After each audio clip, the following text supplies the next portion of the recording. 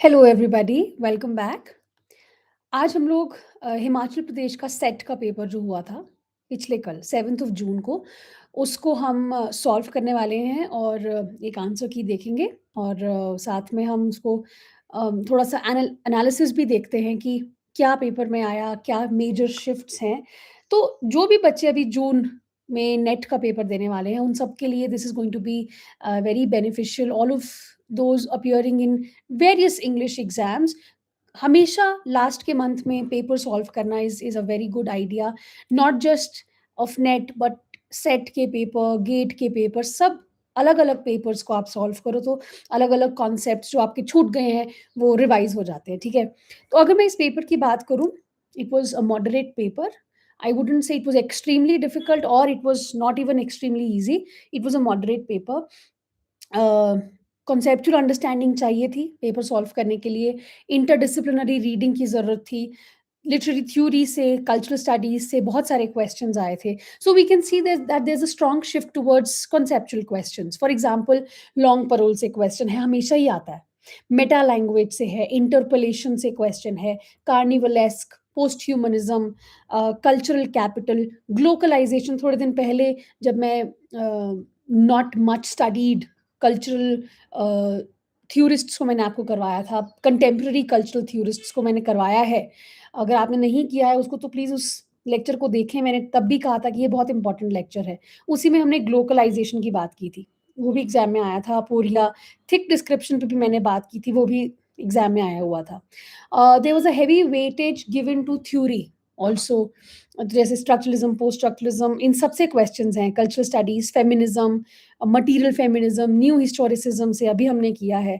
Post ह्यूमनिज़्म से है, अल्थ्यूज़र से क्वेश्चन है, बोर्दियू से है, बाख्तिन, डेरिडा, हैरोल्ड ब्लूम से, ठीक है? लिटरेचर की मैं अगर बात करूँ तो um, you know interpretation based questions थे, जैसे वील नोटिस अभी अब जब आएँगे क्वेश्चंस तो इस पे नोटिस करना आप। विल्फ्रेड ओवेन पे जो क्वेश्चन आएगा, सेसून पे, वर्ड्सवर्थ, शायलॉक, कोलरिज पे है, शेली पे, रोमांटिसिज्म, विक्टोरियन प्रोज, ठीक है? तो most were not asking who wrote this of course, implied चीज़ें पूछी हुई हैं। और फिर पैसेजेस हैं, जॉनसन का पैसेज है, शायलॉक का एक्सट्रैक्ट्स हैं, वर्ड्सवर्थ का सोनेट दिया हुआ है। तो और language linguistic was present but it was manageable I felt. CLT से, पिजन क्रियोल से क्वेश्चन था, कंस्ट्रक्टिविज़्म से, second language acquisition, phonology, morphology और मेटा लैंग्वेज से। रिसर्च मेथोडोलॉजी क्वेश्चंस भी थोड़े स्ट्रेट फॉरवर्ड तो थे, लेकिन थोड़ा रीडिंग ज़्यादा था उसमें, स्पेशली टुवर्ड्स द एंड आप थक जाते हो पेपर देते-देते। मैं देख रही थी, मैं भी थक गई। मैं कहा बस और नहीं मुझसे पढ़ा जा रहा अब।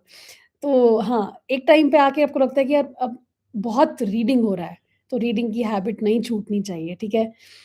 अच्छा, एक बहुत अच्छी बात जो इस पेपर में थी, वो थी कि अ, अम वेरी प्योर फैक्ट बेस्ड कुछ क्वेश्चंस थे, यू नो बहुत वेरी फ्यू थे, मतलब ऐसे गंदी क्रोनोलॉजी नहीं है, कोई कोई बर्थ ईयर्स नहीं पूछे हैं, कोई फर्स्ट एडिशंस नहीं पूछा है, इनफैक्ट एप्लीकेशन इंटरप्रिटेशन पूछा है। तो I really like this about this paper, unlike the net paper जो बहुत आर्बिट्ररी होता जा रहा है ना?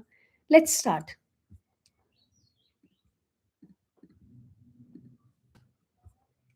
ओके, फर्स्ट पेज और सेकंड पेज थोड़ा ब्लर है पर मैं पढ़ रही हूँ तो आपको समझ में आ जाएगा। कम्युनिकेटिव लैंग्वेज टीचिंग इज थोड़ा जल्दी-जल्दी करेंगे ताकि खत्म हो जाए, ठीक है? सीएलटी से क्वेश्चन है, it is concerned with what? Enhancing receptive and productive skills, जैसे कि चारों स्किल्स ऑफ कोर्स सबसे अच्छा मेथड है। Which of the following aptly names the language resulting from the contact of two mutually unintelligible language systems, बहुत बार बात कर चुके हैं। दो अगर जगहें हैं, उनको ट्रेड करना है आपस में, दोनों को एक दूसरे की लैंग्वेज नहीं आती, तो वो सिंपल वोकैब्युलरी क्रिएट करके पिजन उसको हम कहते हैं, वो क्रिएट करते हैं, जो सिर्फ़ ट्रेड के लिए यूज़ होती है, ठीक है? Under constructive approach to language learning, learners are encouraged to discover the rules of grammar by examples. Constructive approach to language learning में लर्नर्स को ऐसा नहीं बोला जाता ना कि एरर्स नहीं करने बिल्कुल। इनफैक्ट ऐसा इस पेपर में बहुत सारा था, अगर नहीं भी आता है ना, तो बहुत अच्छे से अगर आप ऑप्शंस पढ़ रहे हो तो एलिमिनेट ईज़िली हो रहा है। अच्छा, फिर है लॉन्ग एंड पैरोल की बहुत स्टेटमेंट्स दिए हैं। Langue is abstract language system, grammar of the language, parole is language actually produced. Correct है, दोनों ही। तीसरे और चौथे में उल्टा लिखा है, ठीक है? लैंग्वेज प्रोड्यूस्ड सिस्टम, तो 1 and 2 are correct. Inversion is the change in word order. तो जब कभी-कभी हम लोग एक स्टेटमेंट को उल्टा करके भी बोल देते हैं, एक्टिव में बोलते हैं, पैसिव में भी बोल देते हैं। For example, this book I like. इसी के लिए एक और टर्म है हाइपरबेटॉन। अगर आपने बी प्रसाद पढ़ी है उसमें दिया हुआ है। A teaching method advocated by Dr. Georgy Lozanov, which is based on very easy suggestopedia में हम यही एक टर्म पे बहुत ज़्यादा ध्यान देते हैं, joy and easiness, suggestopedia.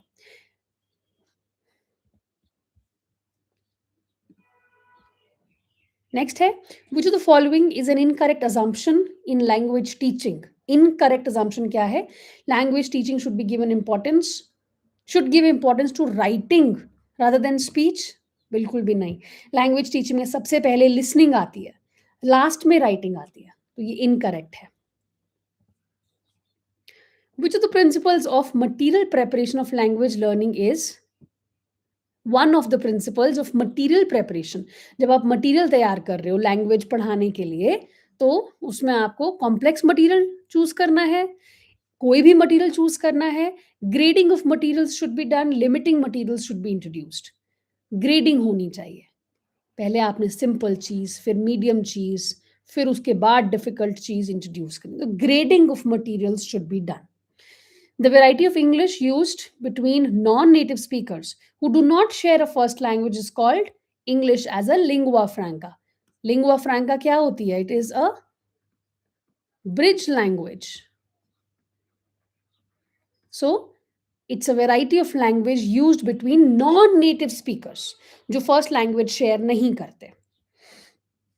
Which of the two following statements are applicable to meta language? अब meta language क्या है? मेटा इज जब आप लैंग्वेज के बारे में ही बात कर रहे हो, ठीक है? That is meta language. So it's a technical language that describes the properties of language. Absolutely right. It is known as a first order language, नहीं। सेकेंड ऑर्डर लैंग्वेज इसको हम कहते हैं, क्यों? Because it is talking about another language, इसीलिए second order language. तो 1 and 4 are correct.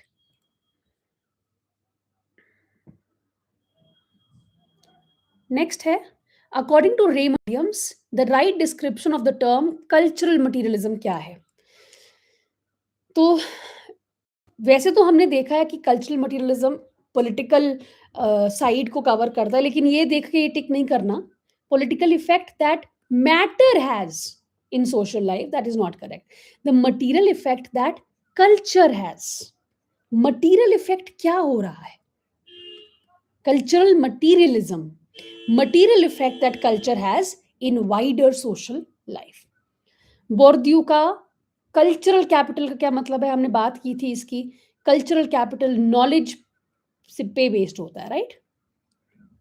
कि आपको जितनी नॉलेज है, आपने डिग्रीज ली हुई हैं, तो यहाँ पे मास प्रोडक्शन ऑफ कल्चर नहीं, नहीं, नहीं। Idea that schools are not neutral and that scholastic success, school जो आपकी सक्सेस है, it requires certain cultural understandings, so knowledge of that culture. Correct, D. ये आ गया आपका ग्लोकलाइजेशन। तो रोनाल्ड रॉबर्टसन ने टर्म दिया है ग्लोकलाइजेशन। इसको मिक्स किया है, एक तो ग्लोबल और दूसरा लोकल, दोनों को मिक्स करके हम टर्म बनाते हैं ग्लोकलाइजेशन। What is the term used by Derrida to describe a logical contradiction? एक logical contradiction beyond rational resolution. मतलब जब हम बाइनरीज की बात कर रहे हैं, डे नाइट, और हम लोग हमेशा एक टर्म को बाइनरीज में प्रेफर करते हैं, जैसे यहाँ पे डे को हम प्रेफर करेंगे, हायरार्की में ऊपर रखेंगे। जब हम लोग पोस्ट स्ट्रक्चरलिस्ट रीडिंग इसकी करते हैं, तो हम क्या करते हैं? इन दोनों को सेम प्लेटफॉर्म पे खड़ा कर देते हैं लाके। और एक ऐसे उस पे कि ना नाइट के बिना तो डे का कोई मतलब नहीं है, डे के बिना नाइट का कोई मतलब नहीं है, तो दोनों ही सेम प्लेटफॉर्म पे है, कोई हायरार्की नहीं है। तो कोई भी लॉजिकल रेज़ोल्यूशन नहीं आता है। कोई भी रैशनल रेज़ोल्यूशन नहीं आता। तो बियॉन्ड रैशनल रेज़ोल्यूशन, इसको हम कहते हैं अपोरिया, मीनिंगलेसनेस वाला state. Which theoretical influences shaped the Birmingham school? Birmingham school कौन-सा था? कल्चरल स्टडीज़ वाला। तो मार्क्सिस्टिज़्म से वो निकल के आया है। मार्क्सिस्ट थ्योरी एंड सोशियोलॉजी, बाद में ग्रामशी स्ट्रक्चरलिज़्म का भी इन्फ्लुएंस हम देखते हैं, बट बाद में। Which of the following works is not considered a precursor, not considered, of modern cultural studies? Mythologies है, Culture and Society Raymond Williams का है, Uses of Literacy होगार्ट का है, ओरिएंटलिज्म नहीं है। ओरिएंटलिज्म बिल्कुल वो पोस्ट कॉलोनियल बात हो रही है वहाँ पे। Which of the following is a central concern of post humanism? तो पोस्ट ह्यूमनिज्म क्या कहता है? रेनेसा में हम देखते हैं कि ह्यूमनिज्म पे फोकस है, मतलब human at the centre of everything. Post humanism में हम कहते हैं कि नहीं भाई, सब कुछ इंसान नहीं है, इंसान के आसपास और भी चीज़ें हैं, एनिमल्स हैं, बर्ड्स हैं, बहुत सारी चीज़ें हैं, और आपस में हम लोग इंटरलिंक्ड हैं, तब जाके चल रहा है सब कुछ। Questioning the centrality of human. Which anthropological concept and method is used to combat ethnocentrism in the study of culture? वही ethnocentrism। तो हम लोग कल्चरल रिलेटिविज्म की बात करते हैं, एथनोसेंट्रिक हटाने के लिए। नेक्स्ट है, who of the following is not associated with cultural studies? बहुत सिंपल क्वेश्चंस हैं ये। अब कल्चरल स्टडीज में कौन कौन, मतलब इनमें से क्या चीजें एसोसिएटेड नहीं है? एल्थ्यूजर ऑफ कोर्स हैं मार्क्सिस्ट कल्चरल स्टडीज में, triple C S, Richard Hoggart, David Easton, ये कोई पॉलिटिकल साइंस वाले बंदे हैं। Who cast new historicism as an empirical representation rather than a dogmatic theory? तो न्यू हिस्टोरिसिज्म ग्रीनब्लैट और Catherine Gallagher, इन्होंने कहा था एम्पिरिकल रिप्रेजेंटेशन है ये। मटीरियल फेमिनिज्म, मटीरियल का मतलब हमेशा क्या होता है? पैसे से रिलेटेड, और फेमिनिज्म आपको पता है। तो मटीरियल फेमिनिज्म की अगर बात हो रही है तो इसका मतलब क्या है कि हम क्लास भी देख रहे हैं, हाई क्लास है, लो क्लास है, और हम लोग जेंडर भी देख रहे हैं, है ना? तो both gender and class differences. Which essay by Harold Bloom discusses the misreading? A map of misreading, of course. Or serve that creates new meaning central to his concept of poetic influence. जिसमें ये reader response की बात करते हैं, ठीक है? Reader response criticism है, उसका ये मेजर टेक्स्ट है। Which critics work metaphor and reality? अब ये पता होना चाहिए था, ये फैक्ट बेस्ड क्वेश्चन है। मेटाफर एंड रियलिटी वर्क लिखा है फिलिप व्हीलराइट ने। मेटाफर के रोल की वो बात करते हैं in shaping human perception and reality. फिर है, क्रिटिक्स दिए हुए हैं और थ्योरी दी हुई है। तो क्लेनेथ ब्रूक्स किसकी बात करते हैं? पोएट्री में पैराडॉक्स की वो बात करते हैं। विलियम एमसन का है 7 types of ambiguity. Mark schooner और मॉड बॉडकिन। अगर आपको मार्क शूनर का नहीं पता तो मॉड बॉडकिन तो आर्केटाइप्स में है ना, आर्केटाइपल पैटर्न्स इन पोएट्री। तो ये आगे टेक्निक्स एज डिस्कवरी। आंसर आ गया ए। Which of the lines is not in Pope's essay on criticism? Little learning is a dangerous thing. Fools rush in where the angels fear to tread. Sound must seem an echo to the sense. Wretches hang that jury men may dine. This is not in essay on criticism. जो ये है वो rape of Locke, Cantos 3 में ये है last वाला, ठीक है? फर्स्ट 3 essay on criticism के हैं। What is the subtitle of Arnold's Culture and Anarchy? An essay in political and social criticism. According to Bakhtin, the idea of carnivalesque represent, क्या होता है carnivalesque? इन्होंने कहा कि मुझे ऐसी चीजें ढूंढनी है लिटरेचर में जो अथॉरिटीज को सबवर्ट कर रही हो। कोई ऐसी सिचुएशंस जहां पे कोई गवर्नमेंट इंटरवेंशन भी ना हो पाए, तो ऐसी कौन सी चीजें हैं बॉडी से हम कर सकते हैं? मैं कोई मुंह बना दूं, मैं सब वर्ड करती हूँ, अलाउड है, हंस के मैं किसी पे हँस सकती हूँ, हँसना तो कहीं पे ऐसा तो नहीं है कि कोई टैबू है नहीं ना? वैसे ही मैं अगर मैं पैरोडी लिख रही हूँ, वो सब कार्निवलेस्क के इंस्टेंसेस हैं। तो liberation from prevailing truth and established order, harking back to the past, emphasis on play, parody, pleasure in the body, suspension of all hierarchical ranks, principles, norms and prohibitions.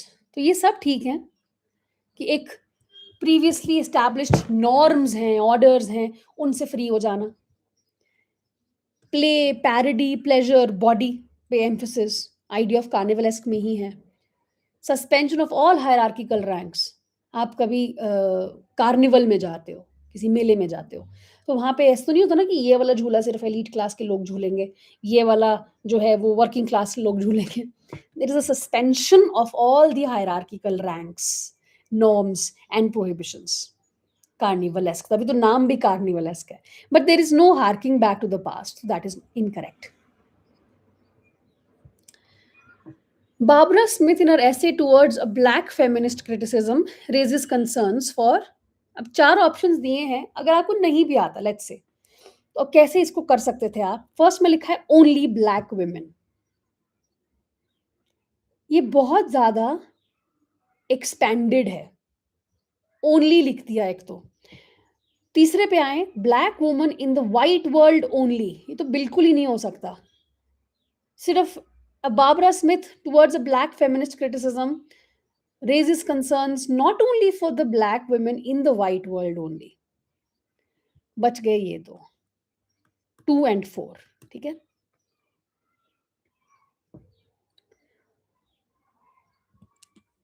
The concept of thick description, interpretation of culture इनका work है, उसमें Clifford Geertz ने ये दिया है।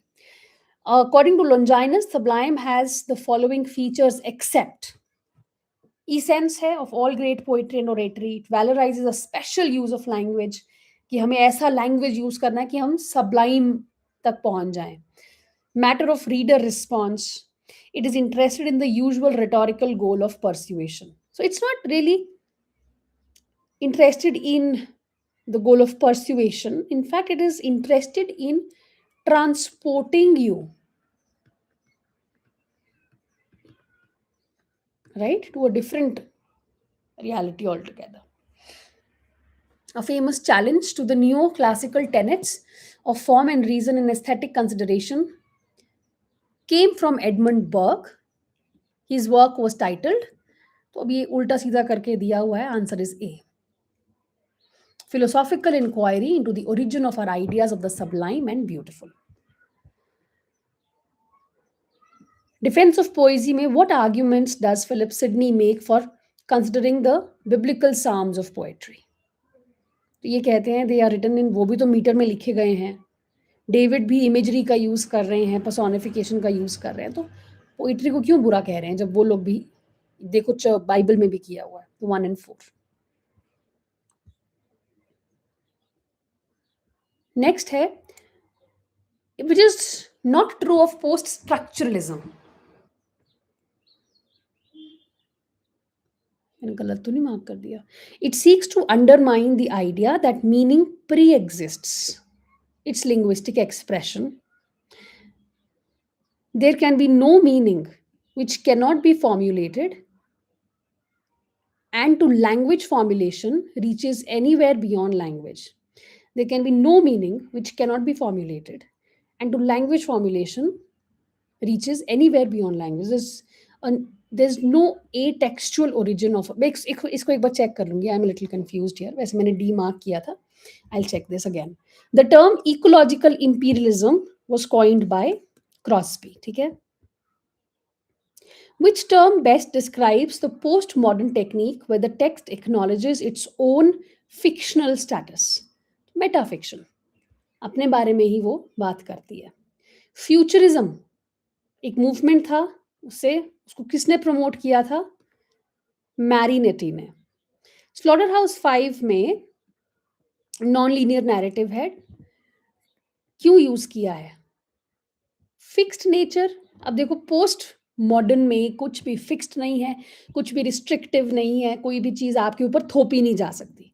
3 में आपको यहाँ पे वर्ड्स दिखा रही हूँ। नहीं पढ़ा स्लॉटर हाउस 5 तो भी हो जाएगा। पोस्ट मॉडर्न आइडिया तो है ना पोस्ट मॉडर्न एज का, फिक्स्ड नेचर नहीं हो सकता, inescapability of human progression, necessity of traditional story telling, बिल्कुल भी नहीं। क्योंकि पोस्ट मॉडर्न हमेशा फ्लोज की बात करता है, फ्लूइड है सब कुछ, the fluidity and relativity of time and experience. The concept of male gaze, Laura Mulvey ने मेल गेज दिया है फेमिनिस्ट फिल्म थ्योरी में।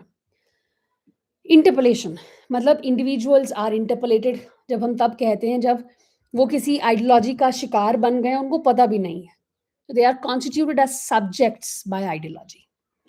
Use of broader principles of research underscored by philosophical rationales is termed as methodology. The problem of research ethics is का अब ethics की जब हम बात करते हैं तो वो is it concerned with following a format? No. Data analysis आप qualitative से करो quantitative से करो नहीं. Defining the population नहीं. Evidence based research reporting वो है ethics. एनोटेटेड बिब्लियोग्राफी क्या होती है? जब आप समरी देते हो अपने इंपॉर्टेंट वर्क्स साइटेड की, रेफर्ड की इन द रिसर्च, उसको हम कहते हैं annotated bibliography.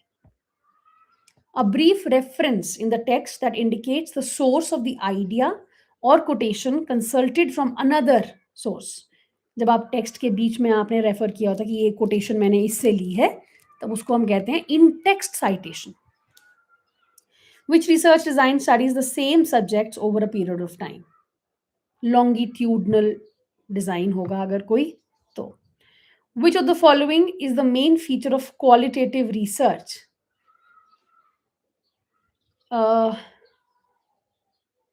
First one avoids, although उसकी जो language used है वो मुझे थोड़ी थोड़ी लगी अजीब, लेकिन फिर अगर सब में से देखना है तो first one avoids positivist assumptions and data analysis. Qualitative research का feature because it does not subscribe to pre-existing categories. Numerical form में होगा तो वो क्वालिटेटिव नहीं होगा, वो क्वांटिटेटिव होगा। फिर लास्ट वाला जो है ना, use of empirical method. Yes, qualitative research empirical method use करता है, लेकिन फिर ऑफ डेटा एनालिसिस लिख दिया है, which is a little off. In the area of theory and research known as SLA, second language acquisition, classroom को हम कैसे कंसिडर करते हैं? A site of no use, ideal model for research, a site that always produces language learning blockades? नहीं, मतलब हम second language acquisition ये तो नहीं ना कहता कि क्लासरूम हमेशा ही अलग अलग बैरियर्स क्रिएट करता है। एन एक्सपेरिमेंटल लेबोरेटरी, तो सब में से मुझे ये लास्ट वाला ठीक लग रहा है। एन एक्सपेरिमेंटल लेबोरेटरी की तरह कंसिडर कर किया जा सकता है, एक्सपेरिमेंट कर रहे हैं बच्चों के साथ। Which one of the following paired terms is correct? Phonology is a sound system, which is correct. Key attributes and skills required in the context of tools and techniques of for research, literary research के लिए। तो having an overview of the main online and printed sources, yes, होना चाहिए। Not participating in any online information गलत है। Getting to know a range of online sources and being able to evaluate, correct. Peer management की कोई जरूरत नहीं है, साथियों को मैनेज नहीं करना है आपने, तो 1 and 3। कॉर्पोरेट ऑथर क्या होता है? अब अगर कोई एक बड़ा इंस्टीट्यूट एक किताब लिख रहा है, जैसे यूनेस्को ने एक बुक लिखी या WHO ने एक बुक लिखी, तब ऑथर हम किसको मानते हैं? पूरे के पूरे इंस्टीट्यूट को, और उसको हम रेफर करते हैं by this name corporate author. So work produced by an institution, an association or a government agency. Braj Kachru के 3 सर्कल्स हैं, है ना? 3 सर्कल्स वो देते हैं। कौन कौन से? इनर और आउटर सर्कल है, तो जो है इंडियन इंग्लिश को वो आउटर सर्कल के अंदर डालते हैं, आउटर सर्कल के, distinguishing it from inner circle की जो वेराइटीज हैं। क्यों? क्या हमने कंप्लीट जो आरपी क्या होता है, रिसीव्ड प्रोनाउंसिएशन, जो ब्रिटिश बीबीसी का जो प्रोनाउंसिएशन है वो उसको हम रिसीव्ड प्रोनाउंसिएशन मानते हैं। तो क्या हमने मान लिया उनकी स्टैंडर्ड्स को पूरी तरह से? हमने हाइब्रिडिटी रिजेक्ट कर दी है? नहीं, ऐसा कैसे हो सकता है? हम उनकी तरह कैसे बोल सकते हैं? नेटिवाइज कर दिया ना हमने, लोकल प्रैग्मेटिक नॉर्म से लेक्सिकल इनोवेशंस हमने की हैं, अपना डाल डूल के सब कर दिया है। तो दिस इज द आंसर। ना एक्सक्लूसिव रोल दिया है हमने उसको, ना यूनिफॉर्मिटी है। पूरे इंडिया में इंग्लिश को अलग अलग तरह से बोला जाता है। मकौले का जो मिनट था उसने कैसे शेप किया inclusive use of medium as a medium for higher education to create a class of interpreters? राजा राम मोहन रॉय ने लेटर लिखा था इंग्लिश हुए ताकि इंडियंस जो हैं उनको बाहर के देशों में साइंस में बाकी जो बुक्स हैं लिखी हुई उसका नॉलेज मिल सके, इसलिए उन्होंने चूज किया था कि इंग्लिश की पढ़ाई होनी चाहिए। Indian English evolve distinctively post independence, कैसे?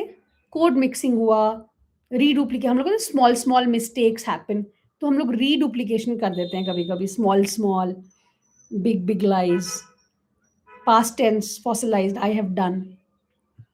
तो ये official language act of 1963 reflected English evolving status by retaining English alongside Hindi, है ना, ऑफिशियल लैंग्वेज की तरह, कोई भी नेशनल लैंग्वेज नहीं है।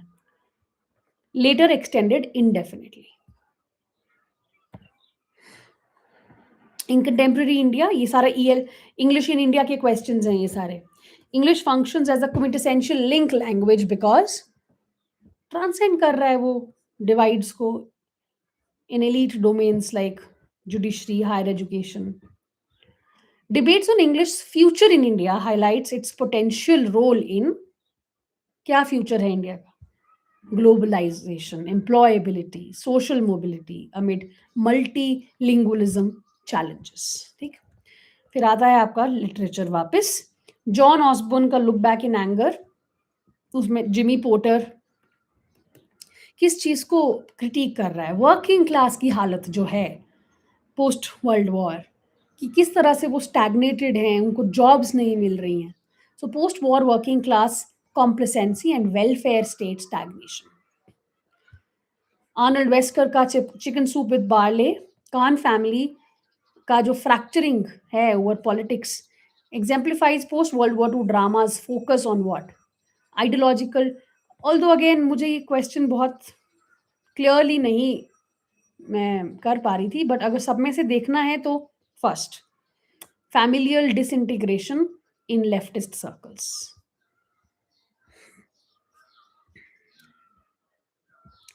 नेक्स्ट है वर्ल्ड वॉर टू के नॉवेल्स जैसे कि Dalloway, stream of consciousness technique primarily captures fragmented subjective flow of individuals' consciousness amid societal upheaval.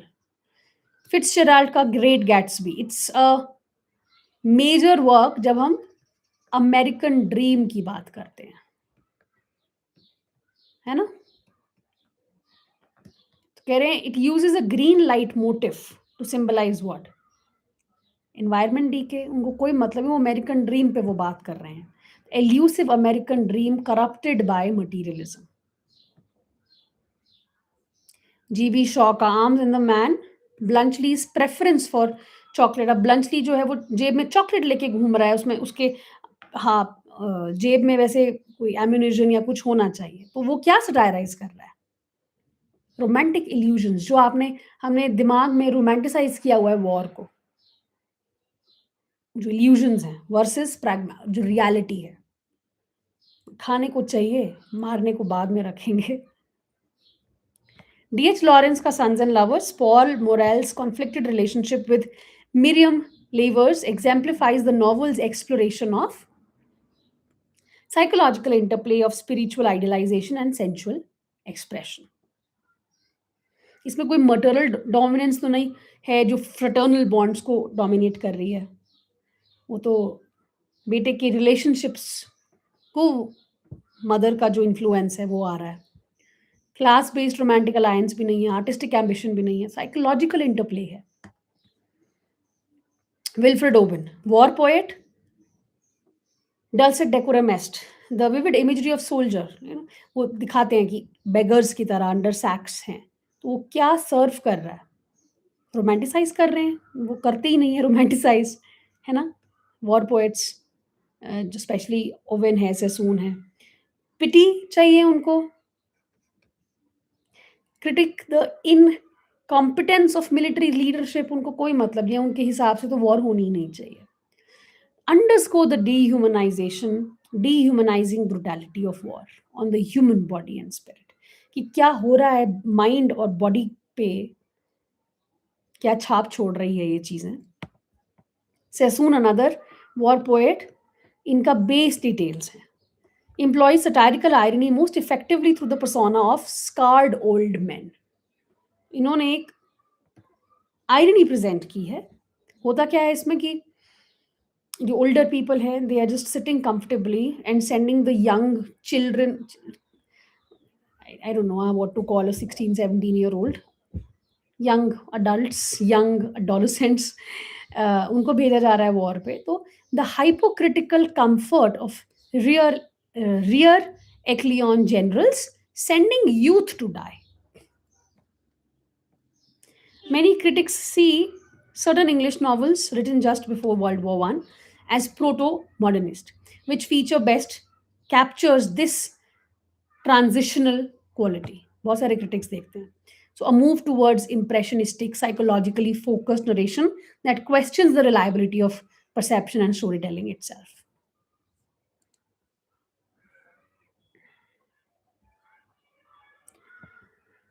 Next, in terms of subject matter, what most clearly distinguishes many english many English novels published in the decade immediately before World War One from earlier Victorian fiction. Subject matter की बात करें, what most clearly distinguishes many English novels जो कि world war one के बाद publish हुई थी और पुरानी जो विक्टोरियन फिक्शन था, ग्रोइंग, हम देखते हैं ना जैसे ही मॉडर्न एज आता है तो एलियनेशन, फ्रैक्चर्ड चीजें दिखाई देती हैं, बॉन्ड्स फ्रैक्चर्ड हैं, वर्ल्ड वॉर वन का असर दिखाई देता है। तो ए, अब हम देखते हैं विक्टोरियन नॉवेल्स को सीरियलाइज किया गया है ना, मैगजीन्स में वो सीरियल उसमें आई। क्लिफ हैंगर्स छोड़ते थे वो लोग। क्लिफ हैंगर्स मतलब जैसे हम टीवी देखते हैं, टीवी में एपिसोड आया, एपिसोड के लास्ट में ऐसे पॉइंट पे छोड़ेंगे हमें कि हमें होगा कि यार जल्दी से नेक्स्ट एपिसोड आया।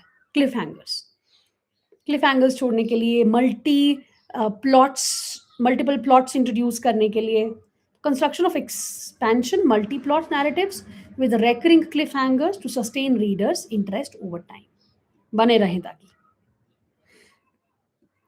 कंडीशन ऑफ इंग्लैंड नॉवेल्स जैसे कि इन लोगों ने लिखी हैं, इंडस्ट्रियलाइजेशन पे क्या हो रहा था उस टाइम पे, they are best characterised as Victorian works that, वो क्या करते हैं, they combine narrative interest with a critical exploration of industrialisation, class division, condition of England, social evils पे लिखा है। Compared with much Victorian non fictional prose, अब romantic prose को आप कंपेयर कर रहे हो, रोमांटिक प्रोज जो एसेइस्ट्स ने लिखा जैसे लैम्ब लिखते थे या हैजरेट लिखते थे, it's characteristically marked by what, बहुत सब्जेक्टिव है, कन्वेंशनल मैनर में लिखा है और कॉन्वर्सेशनल है बहुत ज़्यादा। लैम्ब को पढ़ा है आपने, तो क्रिटिसिज्म को भी ऐसे पर्सनल फीलिंग्स में वो कन्वर्ट कर देते हैं। That is the beauty of the romantic prose. वहीं पे विक्टोरियन प्रोज की अगर हम बात करें, कार्लाइल, रस्किन, आर्नल्ड, क्रिटिक जैसे आर्ट क्रिटिसिज्म दिया है बहुत अच्छा, तो वो कैसे डिफरेंट है रोमांटिक प्रेडिसेसर्स से। उन्होंने प्रोज को एक जरिया बनाया है for sustained moral, social and cultural criticism in response to all of these things. अब यहाँ पे मैं आपको जब स्टार्टिंग में कह रही थी ना पढ़ने को बहुत ज़्यादा था, तो ये 2-3 पेजेज़ ऐसे आए जो आपको थका सकते थे मेंटली, बल्कि डिफ़िकल्ट नहीं है। It's other than Wordsworth, which statement most accurately captures a distinctive feature of Coleridge's poetic theory and practice? Coleridge का आपको पता है वो प्राइमरी सेकेंडरी में फ़र्क करता है। सेकेंडरी इमेजिनेशन क्रिएटिव पावर है that reshapes experience into symbolic vision. फिर नेक्स्ट है in considering the second generation English romantics, छोटे वाले Byron, Shelley, Keats, which of the following pairings correctly associates poet and characteristic.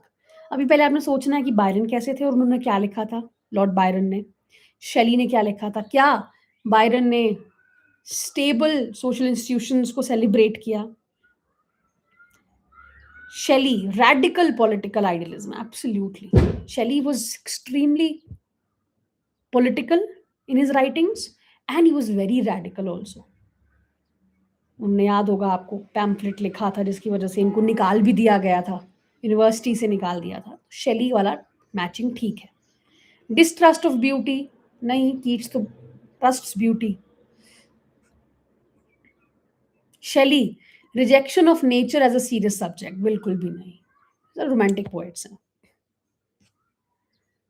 In accounts of pre romantic और transitional poetry, ठीक है, वो जो आता है pre romantics graveyard school of poetry, which feature most clearly signals a departure from dominant neoclassical norms। तो neoclassical आए पहले, है ना, और उसके बाद major age I romantic age. हम कहते हैं कि नियोक्लासिकल में क्योंकि इतना ज़्यादा वो था रूल्स और ये सब, फिर लोगों को इंडिपेंडेंस चाहिए थी राइटिंग में, यहाँ पे बहुत ज़्यादा रूल्स पे फोकस था। इन दोनों के बीच में अब अचानक से तो रोमांटिक्स आ नहीं गए, यहाँ पे आए हमारे प्री रोमांटिक्स जिन्होंने धीरे धीरे नेचर की बात शुरू की, जैसे कि सीजन्स लिखा था टॉमसन ने, वैसे ही फिर थॉमस ग्रे और ये सब अलग अलग। क्या है a marked increase in personal melancholy, solitary reflection, जो मैंने अभी कहा वो ग्रेवयार्ड स्कूल ऑफ पोइट्री अगर आप याद करोगे यही सब है ना। ऐसा कुछ तो नहीं है, heroic couplet, rejection of nature, avoidance of first person pronouns. Which of the following pairings best illustrates how pre-romantic poets mediated between neoclassical and later romantic sensibilities? तो कैसे pre-romantic poets कैसे उन्होंने mediate किया दोनों के बीच में, retaining classical allusions लेकिन integrating folk forms, regional dialects, sympathy for common rural life, ठीक है, बाकी बिल्कुल गलत हैं। eliminating religious and moral concerns नहीं, sensual pleasures पे तो था नहीं कुछ भी, रिस्ट्रिक्टिंग सब्जेक्ट मैटर बिल्कुल नहीं, अबैंडनिंग ऑल मीटर्स नहीं। अब आया rise of novel, 18th century में हुआ। कौन से factors most convincingly explain the genres initial social base. हम बात करते हैं कि इस सेंचुरी में इसी सेंचुरी में देखो पोप का टाइम था और कॉफ़ी हाउसेस बढ़ रहे थे, रीडिंग पब्लिक बहुत ज़्यादा बढ़ रही थी, तो मिडिल क्लास का राइज हो रहा था। ये सारी चीज़ें अफेक्ट करती हैं राइज ऑफ नॉवल को। अब देखो प्रिंट कल्चर का डिक्लाइन कैसे हो सकता है। ग्रोइंग लिटरेट मिडिल क्लास, ठीक है, ये आंसर आ गया आपका। Which pairing correctly associates 18th century English novelist with distinctive formal और thematic innovation in the emerging novel. तो क्या किया डैनियल डेफो ने, development of verse romance to explore mythic kings and heroes नहीं, रिचर्डसन ने epistolary form, yes, Pamela, Clarissa सब इसी form में लिखी गई हैं, मतलब लेटर के फॉर्म में। Henry fielding abandonment of plot, invention of domestic realism नहीं, आंसर बी आ गया। न्यू क्लासिकल पोएट्स का जो प्रेफरेंस था for the heroic couplet, pope, is best exemplified or explained by which of the following considerations? It allowed extreme metrical irregularity, heroic couplet, nahi. It was inherited unchanged from Old English alliterative verse, nahi. It's balanced closed structure, पता है ना आपको heroic couplet, दोहे, है ना, दोहे जो होते हैं वो भी कपलेट में लिखे होते हैं, कपलेट वो हो गया, अब हीरोइक कपलेट सब्जेक्ट मैटर के हिसाब से। Suited the concise statement of moral judgments, satirical thrusts, and rational arguments. Typical neoclassical. Used for spontaneous personal confession, नहीं. Personal तो बहुत कम था यहाँ पे.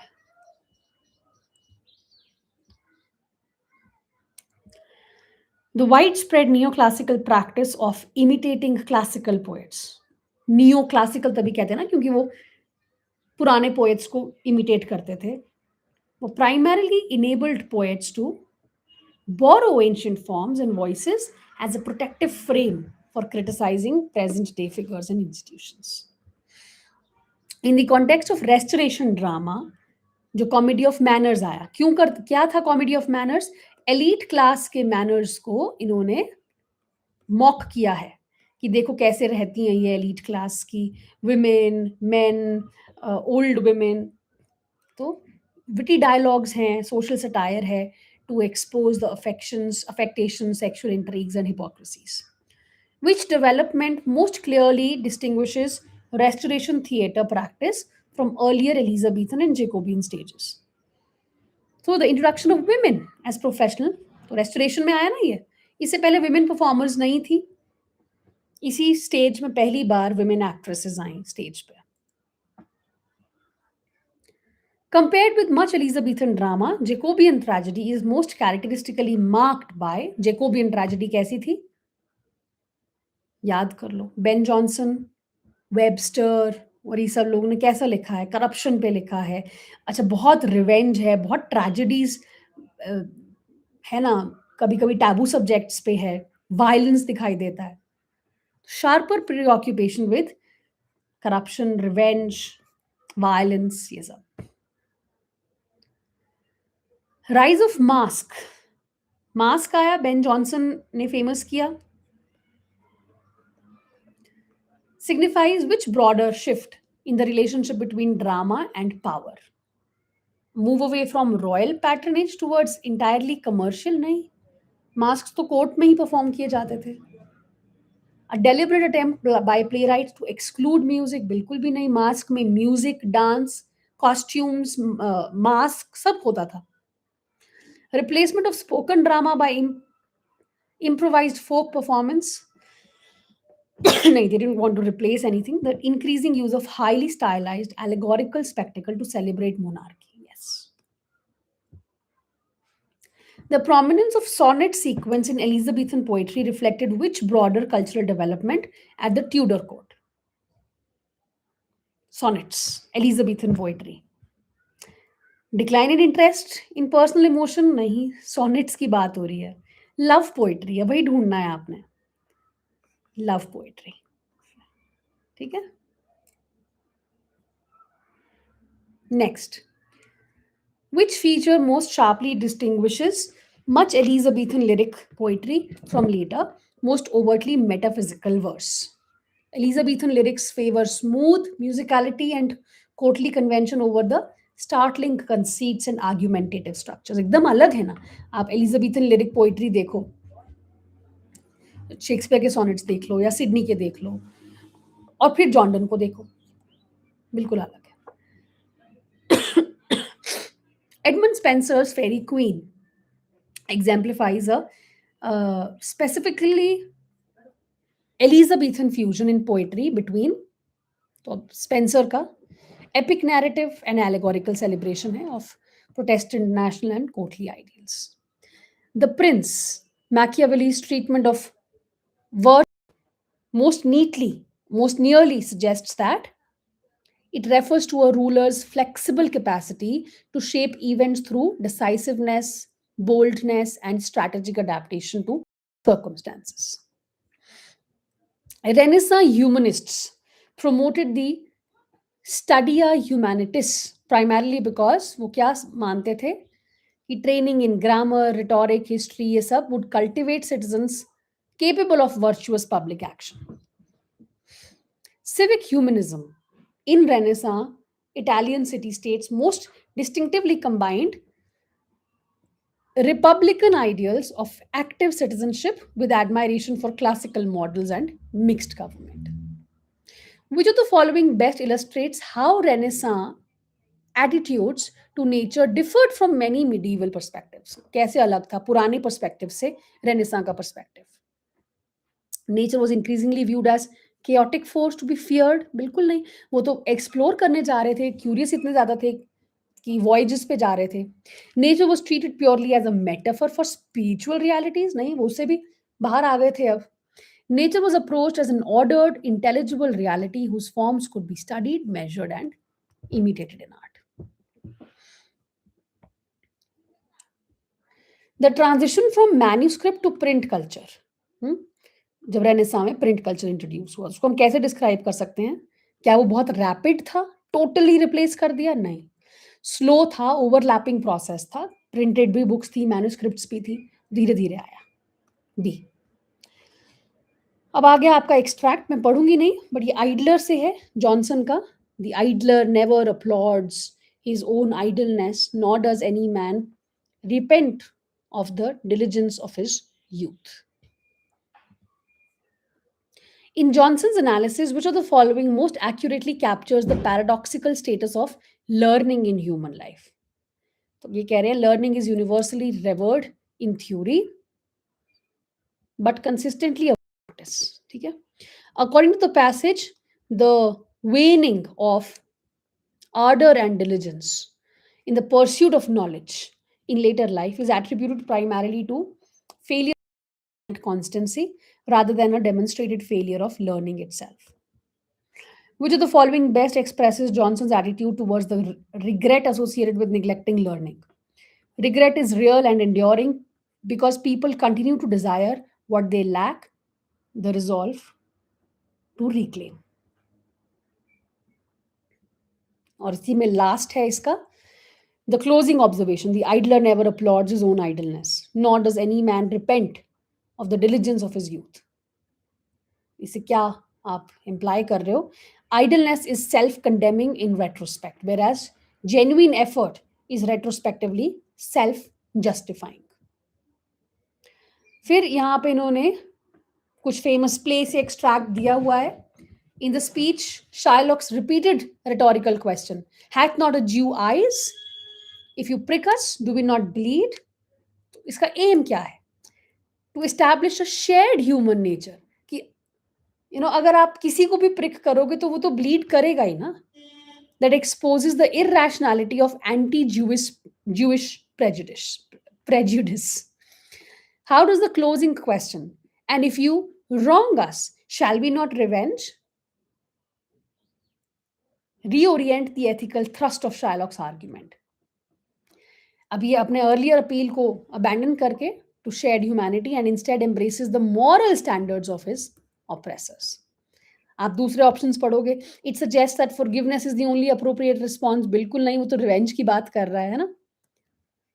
It proves that Shylock has misunderstood Christian doctrine and thus invalidates his earlier claims. It reveals that Shylock regards legal justice and personal vengeance as completely indistinguishable. ये भी नहीं है फर्स्ट. उसके बाद एक पोएम दिया हुआ है इधर. The poem is from Wordsworth. The world is too much with us. इसी नाम की है.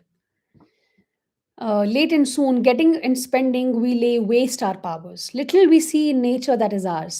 We have given our hearts away, a sordid boon. The sea that bears her bosom to the moon, the winds that will be howling at all hours, and are up gathered now like sleeping flowers. For this, for everything, we are out of tune. It moves us not, great God. I'd rather be a pagan, suckled in a creed outworn. So might I, standing on this pleasant lee, have glimpses that would make me less forlorn, have sight Proteus rising from the sea, or hear old Triton blow his wreathed horn. इस sonnet में sordid boon most closely captures which nuanced judgment about modern humanity's relation to material prosperity.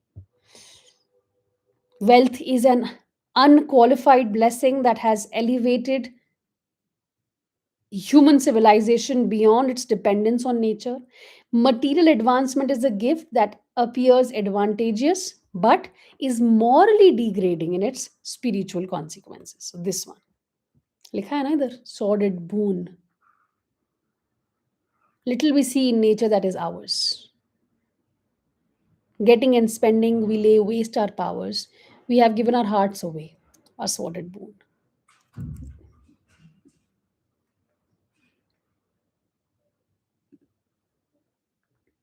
Next है, which interpretive option best explains the function of mythological allusions to Proteus and Triton?